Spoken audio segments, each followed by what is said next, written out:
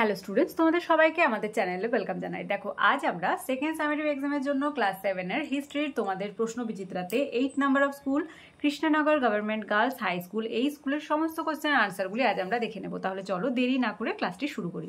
আজকে ক্লাসের first question, Mohammad ঘুরি মারা যান, আনসার হবে 1206 খ্রিস্টাব্দে। নেক্সট ওয়ান, আলাউদ্দিন হাসান বাহমান শাহের প্রকৃত নাম, আনসার হবে হাসান গঙ্গু। থার্ড, রাজপুতদের গুরুত্বপূর্ণ দুর্গ ছিল চিতর দুর্গ, অপশন বি। ফোর্থ, মুঘল আমলে ভারতে আমদানি হতো, কি আমদানি হতো? ঘোড়া। সত্য মিথ্যা নির্ণয় করো। ফার্স্ট রয়েছে আলাউদ্দিন খলজির প্রধান সেনাপতি মালিক কাফুর দক্ষিণ ভারত অভিযানের নেতৃত্ব দিয়েছিলেন, এটি সত্য। নেক্সট ওয়ান, হুমায়ুন 3 বার শের শাহের কাছে পরাজিত হয়েছিলেন, এটি মিথ্যা, কারণ কি 2 বার পরাজিত হয়েছিলেন।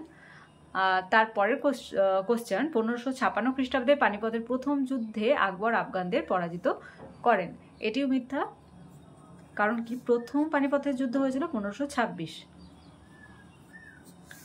তারপরে ফিরোজ শাহ তুগলক নির্মাণ করেছিলেন ফিরোজ শাহ কোটলা, এটি হবে সত্য, এখানে লিখে দিলাম। বিবৃতি, মোহাম্মদ বিন তুগলকের তামার মুদ্রা প্রচলনের উদ্যোগ ব্যর্থ হয়েছিল,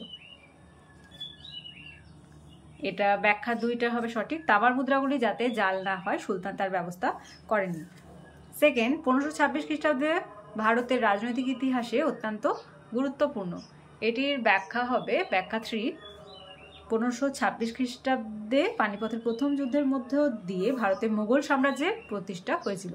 থার্ড বিবৃতি, দিল্লির নাম হয়েছিল হজরতি দিল্লি, এটির ফার্স্ট ব্যাখ্যাটি সঠিক, দিল্লি ছিল সুফি সাধকদের অন্যতম পীঠস্থান।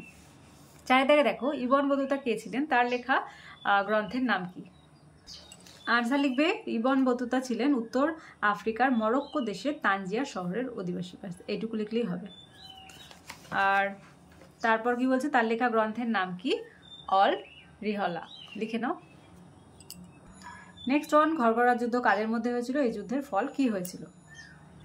আনসার লিখবে, 1529 খ্রিস্টাব্দে ঘরগড়া যুদ্ধ হয়েছিল। ঘরগড়া যুদ্ধ হয়েছিল দিল্লির মুঘল বাদশাহ বাবরের সঙ্গে বিহার ও বাংলার আফগান শক্তিজোটে ছিলেন সুলতান ইব্রাহিম লোদির ভাই মাহমুদ লোদি, বিহারের শের খান এবং বাংলার শাসক নাসরাত শাহ।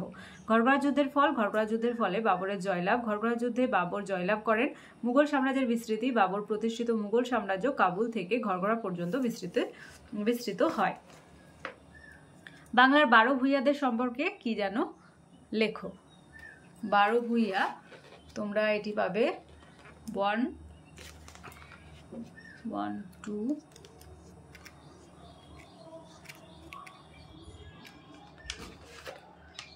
12 ভূঁইয়া 1 to 1 পেজে।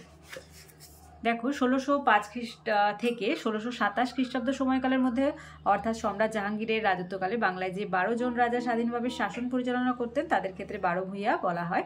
তাদের একত্রে 12 ভূঁইয়া বলা হয়। বাংলার এই হিন্দু আফগান রাজারা মুঘল বিরোধিতার জন্য ইতিহাস প্রসিদ্ধ 12 ভূঁইয়াদের নাম ও শাসন এলাকা, এরা হলেন প্রতিপাদিত্য যশোহর খুলনা, চাঁদ গাজী চাঁদ প্রতাপ, কেদার রায় শ্রীপুর, ঈশা খান ও মুসা খান সোনারগাঁ, উসমান ময়মনসিং, কন্দর্প নারায়ণ চন্দ্রদ্বীপ, কংসনারায়ণ তাহিরপুর, লক্ষণ মাণিক্য ভুলুয়া, সীতারাম রায় মামুদপুর, রামচন্দ্র পুটিয়া, হাম্বির মল্ল বিষ্ণুপুর, মুকুন্দ রায় ভূষণা। অনেক ঐতিহাসিকের মতে এরা সংখ্যায় 12 জনের বেশি ছিলেন। জাহাঙ্গীর শেষ পর্যন্ত বিদ্রোহী 12 ভূঁইয়াদের নিজ নিয়ন্ত্রণে আনতে পেরেছিলেন। নেক্সট ওয়ান, কুতুব দিল্লি বলতে কি বোঝায়? আনসার লিখবে, কুতুবউদ্দিন আইবক দিল্লিকে কেন্দ্র করে সুলতানি শাসন প্রতিষ্ঠা করেন।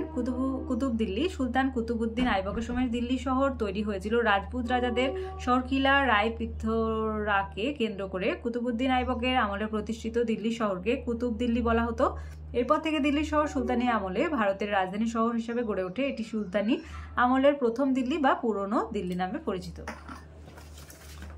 5 থেকে ফার্স্ট কোশ্চেন, 5 থেকে মোহাম্মদ বিন তুগলক মঙ্গোল আক্রমণ ঠেকানোর জন্য কি কি ব্যবস্থা গ্রহণ করেছিলেন? আনসারটি কমিউনিটিতে পোস্ট করে দেবো, সেখান থেকে লিখে নেবে।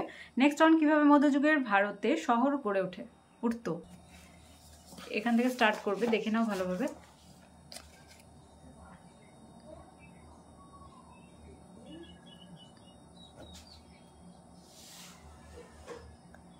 এতটা। 6 দাগের ফার্স্ট কোশ্চেন, শের শাহের শাসন ব্যবস্থায় কি কি মানবিক চিন্তার পরিচয় তুমি পাও তা লেখো। আনসারটি দেখে নাও।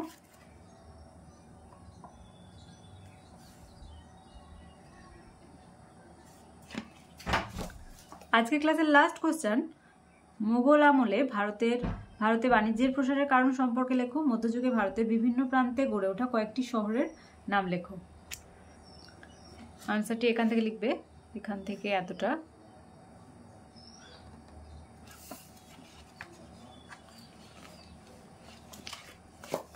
পরেরটি মানে পরের পার্টের জন্য এখান থেকে এতটা।